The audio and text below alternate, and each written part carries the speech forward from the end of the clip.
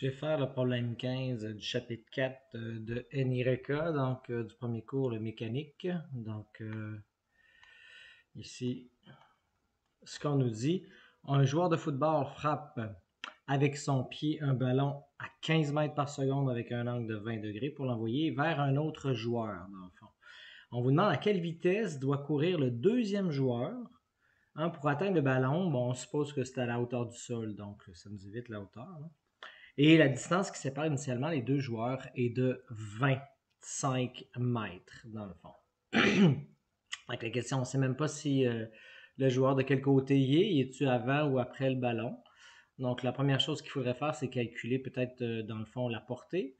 Un coup qu'on va savoir où tombe le ballon, on va pouvoir savoir le joueur est de quel côté, puis après calculer. Bon, là, peut-être qu'ici, au niveau de la vitesse du joueur, on va supposer que le joueur va parcourir la distance qu'il y a entre lui et le ballon, là, avec une vitesse constante. On prend la distance, puis sur le temps qu'a duré le vol, puis de cette façon-là, ça va nous donner la vitesse moyenne à laquelle il devrait avoir pour atteindre le ballon.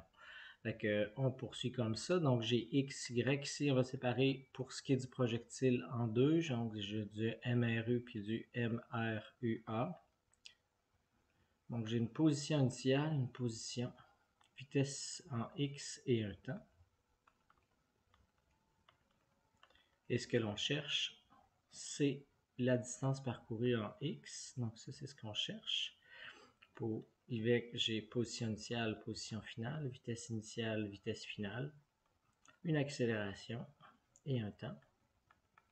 Sûrement le temps est le même pour les deux parce que ça se fait en même temps.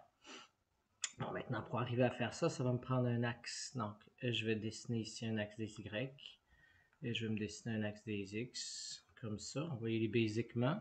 Donc, je vais mettre mon origine ici, 0, 0. Donc, mes positions initiales sont 0, 0.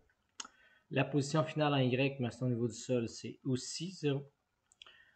La vitesse en X, ben, c'est la composante X, donc c'est 15 cos de 20. Ce qui fait que la vitesse initiale en Y qui est vers le haut, donc positif à 15 sin de 20.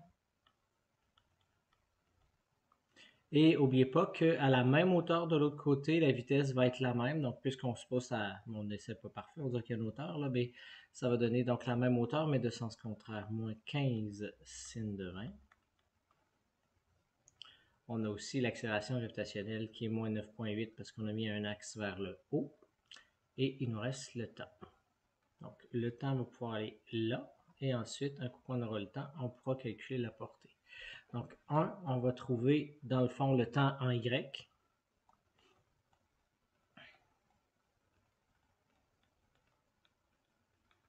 Donc, on a une multitude de... Bon, on a deux formules principales. Moi, je vais aller avec V égale à V0 plus AT.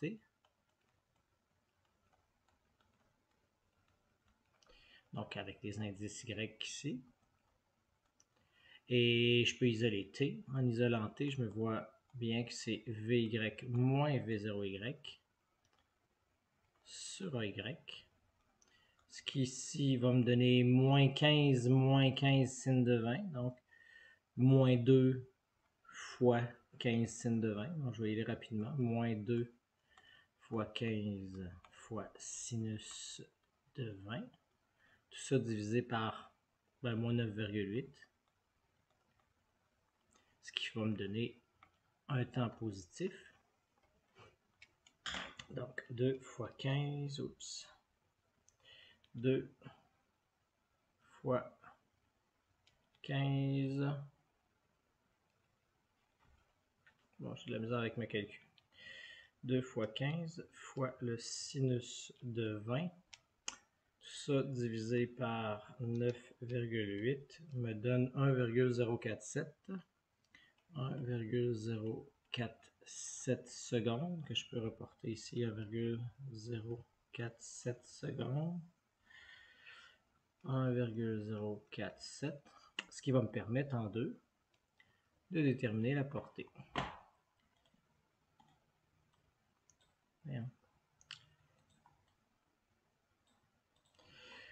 En deux ici, ce que je vais faire dans le fond, je vais trouver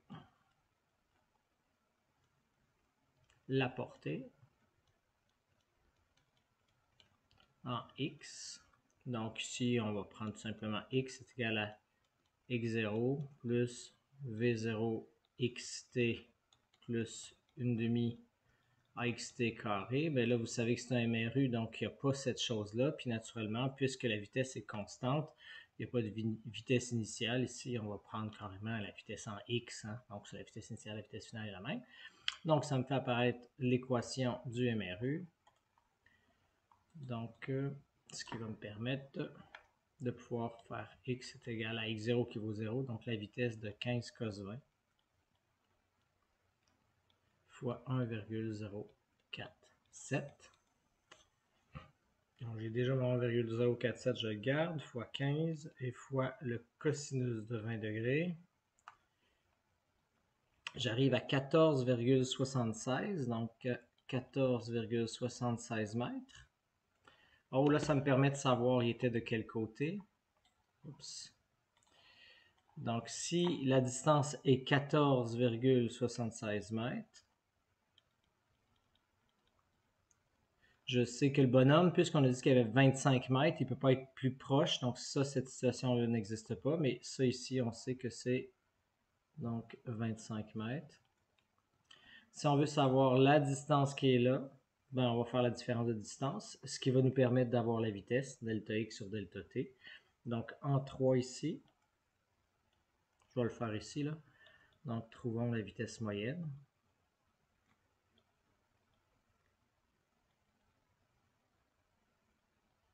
La vitesse du joueur, on va avoir la vitesse c delta x sur delta t. Ou si vous aimez mieux, il doit parcourir 25 moins 14, 76, c'est la distance. Donc, je vais l'écrire comme ça, 25 moins 14, 76. Et tout ça divisé par le temps. Bien, le temps qu'il doit courir, c'est le temps que la balle a été dans les airs, donc notre 1,047. Donc, j'ai mon 14,76, je vais faire moins 25. Et je vais diviser par 1,047, ce qui m'arrive à 9,78 mètres par seconde. Donc, c'est ça pour le numéro. Donc, il fallait considérer une vitesse moyenne, donc une vitesse constante pour l'autre joueur, trouver la portée, puis aller avec ça. Bonne journée.